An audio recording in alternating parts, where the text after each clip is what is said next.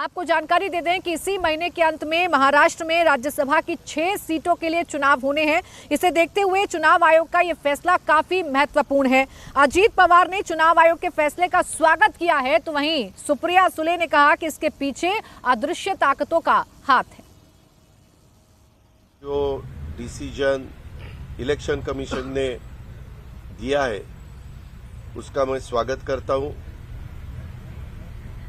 विनम्र से ये उन्होंने दिया हुआ डिसीजन हम स्वीकारते हैं और उसका स्वीकार करते हैं। और हमारा जो पार्टी का नाम था, पार्टी का सिंबल था, पार्टी का फ्लैग था, वो सभी हमारे लोगों के साथ उन्होंने डिसीजन जो दिया उसमें बारे में हम बहुत खुश हैं। उनको भी हम धन्यवाद देना चाहते हैं। आप देख रहे हैं हमारे डॉक्यूमेंट्स भी ठीक थे और फाउंडर मेंबर, इस पार्टी का फाउंडर मेंबर और फाउंडर लीडर कौन रहा है, तो एक ही नाम है, उसका नाम है शरद पवार। बच्चा बच्चा इस देश में कश्मीर टू कन्याकुमारी किसी से भी पूछो एनसीपी किसकी है तो शरद पवार का ही नाम लेगा। लेकिन ठीक है, माहौल कुछ और है, अदृश्य शक्ति इस देश में है जो ये सब कर रही है। ठीक है, लड़ लेंगे यार, कौन सी बड़ी बात है। बिल्कुल कोर्ट, सुप्रीम कोर्ट तो जाएंगी। अगर हम पे अन्याय होगा तो कोर्ट तो जाना ही पड़ेगा ना। देखिए, सुप्रिया सुले बेशक ये कह रही हैं कि अदृश्य ताकतों का हाथ है, लेकिन अभी फिलहाल चुनाव आयोग के फैसले के बाद तो ये कहा जा सकता है कि अजीत पवार के हाथ में अब पार्टी की कमान आ चुकी है और इसे ही असली एनसीपी चुनाव आयोग ने माना है। हालांकि शरद पवार गुट के लिए चुनाव चिन्ह डिसाइड करना और पार्टी का नाम डिसाइड करना ये भी एक बड़ी चुनौती बना हुआ है। चुनाव आयोग ने शरद पवार गुट को दोपहर 3 बजे तक का समय दिया है। इनमें से एक नाम और सिंबल पर चुनाव आयोग मोहर लगाएगा। इस वक्त शरद पवार गुट में इन नामों को लेकर चर्चा भी चल रही है।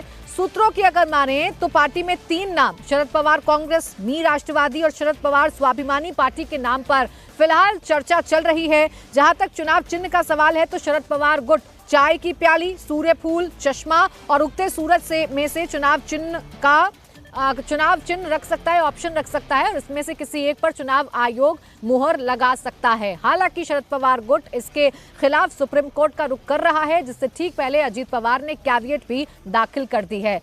सचिन चौधरी मेरे संवाददाता हमारे साथ बने हुए हैं। सचिन, अगर हम शरद पवार गुट की बात करें तो देखिए झटका लगा है, सड़कों पर समर्थक उतर गए हैं, अजीत पवार के खिलाफ जमकर नारेबाजी की जा रही है। लेकिन हकीकत की अगर बात करें तो क्या ऑप्शंस अभी शरद पवार के पास बाकी हैं?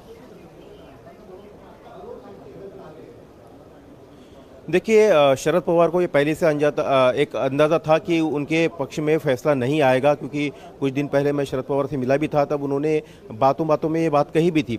और लेकिन शरद पवार का जो गुट है वो चाहे सड़क पर हो चाहे कानूनी लड़ाई हो, वो लड़ने के लिए तैयार है।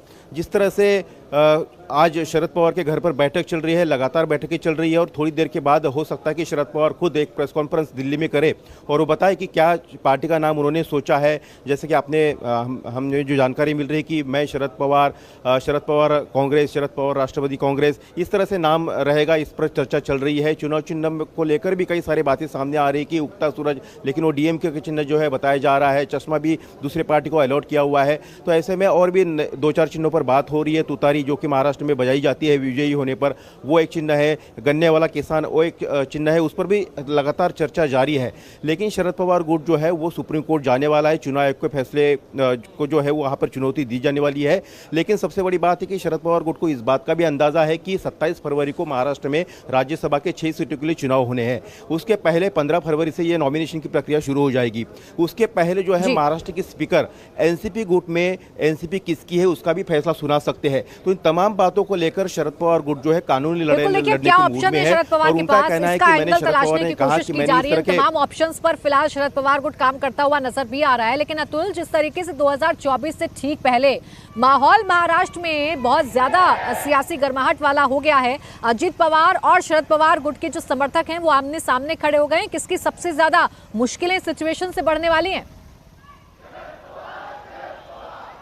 जी देखिए, मुश्किलें तो काफ़ी ज़्यादा इस समय फिलहाल के लिए चुनौती शरद पवार गुट के लिए दिख रही है, क्योंकि ना ही उनके पास पार्टी का नाम बचा है और ना ही सिंबल बचा है। लेकिन जो उनके कार्यकर्ता हैं वो अभी भी डट कर शरद पवार के साथ खड़े हैं और यही वजह है कि सुबह से जो बल्लाड स्टेट मुंबई का दक्षिण इलाके में पार्टी का ऑफिस है उसके ठीक बाहर ये सुबह 8 बजे से जो कार्यकर्ता यहाँ पर पहुंचे हैं वो लगातार प्रोटेस्ट कर रहे हैं। यहाँ पर उनके हाथों में लंकापति रावण का चेहरा दिखाते हुए अजीत पवार का चेहरा था कि जो घर का नहीं हो सका वो महाराष्ट्र का क्या होगा, घर का भेदी लंका ढाई, इस तरीके के पोस्टर लेकर बैठे हुए थे और अब यहाँ पे नारेबाजी कर रहे हैं।